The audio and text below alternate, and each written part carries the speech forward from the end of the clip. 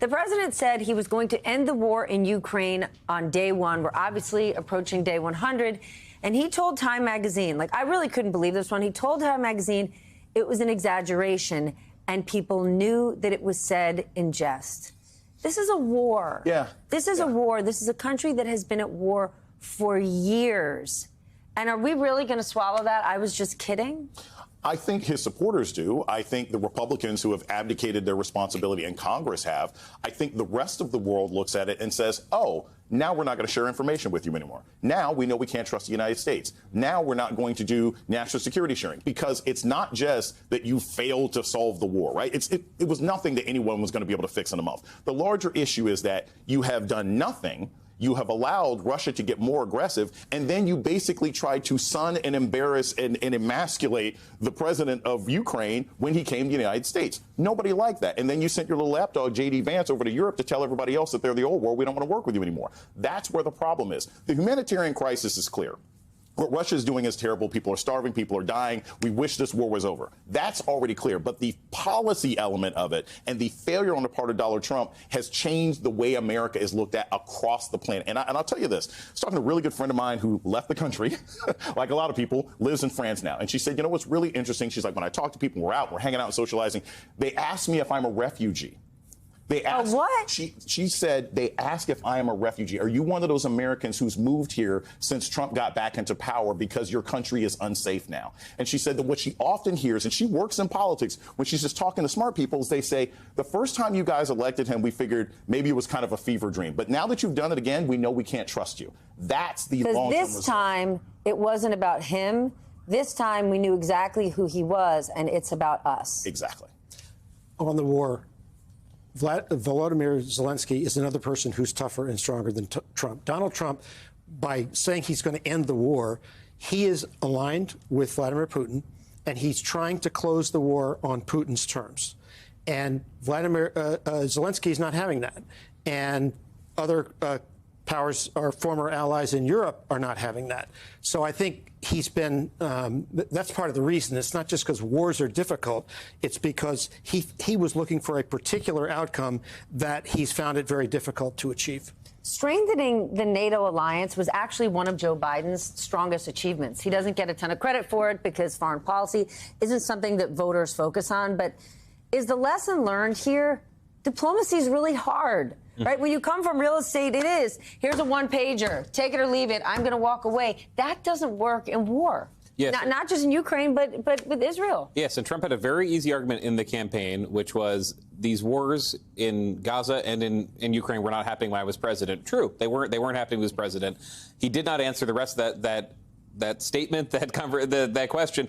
What are you going to do to end it? The glibness with which he's been dealing with this in the last 100 days shows that there was not actually a plan beyond we're going to talk to Russia about giving them enough of Ukraine to end the war. But this coalition that Trump put together in 2024, it did include millions more people, including people who would have voted a third party in the past or don't trust politicians. And I was meeting a lot of voters who liked Trump because they believed the day one thing. You usually don't run for president saying you'll do something on day one when you don't plan to do it. They did believe that Trump had some ability, just that he had to keep prices low before COVID, that he had some ability to wrap these wars up because he was tough. He could negotiate across the table, frankly.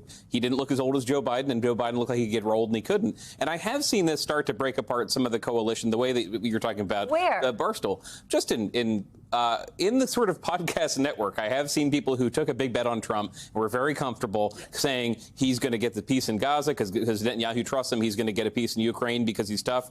I've seen people with some chagrin, not necessarily apologizing for this, but saying, but stopping to talk about it. And there were people who were never Republican before, and I don't think will be Republican again. They were because they thought Trump had some ability to negotiate and end these wars that did not start in his watch.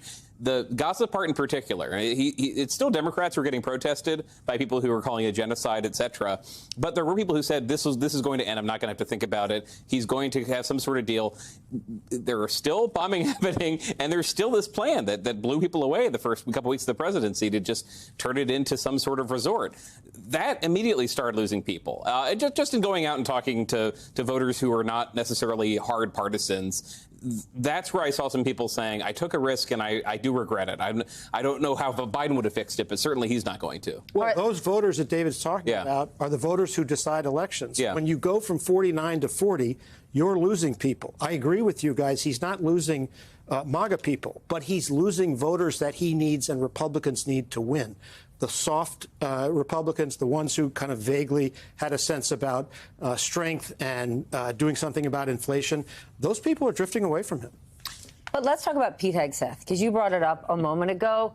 Things really are chaotic at the Pentagon. OK, you've got people getting fired. You've got people quitting. You've got top lieutenants who are quitting, who are writing scathing op-eds.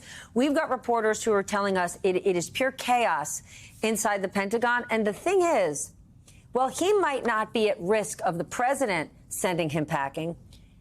If an organization, it can be the government or business, if an unqualified or unpopular or unruly leader takes charge, there can easily be mutiny from within. Yes. The rank and file can blow your game up and humiliate you.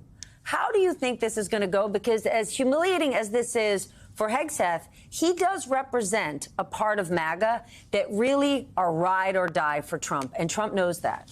I don't see him going anywhere because that's not how this administration operates, right? You have to personally offend Donald Trump before he makes you go. He can screw up 27 different thousand ways, but unless Pete Hegseth says something that contradicts Donald Trump or someone gets into Trump's ear and says, this guy said this thing about you at third period. But what if he really embarrasses you? What if he just really just blows the, I mean, just. What if he drives your poll numbers down? That's why I disagree with Jason. I don't think he's long for this world because Donald Trump, yes, personal slights mean a lot to him, but bad press means a lot to him as well, and falling numbers mean a lot to him. But here's the thing, he'll survive it. He'll survive it unless you have some sort of consequence, right? Pete Hegseth looking like an idiot is very easy for Donald Trump to say, Pete Hegseth looks like an idiot. And at some point, that sort of attention, as long as it's not on him, right? We've seen this with Elon Musk. Elon Musk is grotesquely unpopular. Donald Trump didn't kick him out because it's not him, unless it becomes a But Donald problem. Trump didn't kick him out because Elon Musk benefits Trump in that he's happy to be a human shield for bad press, and his pockets couldn't be deeper. Pete Hegseth, much different story.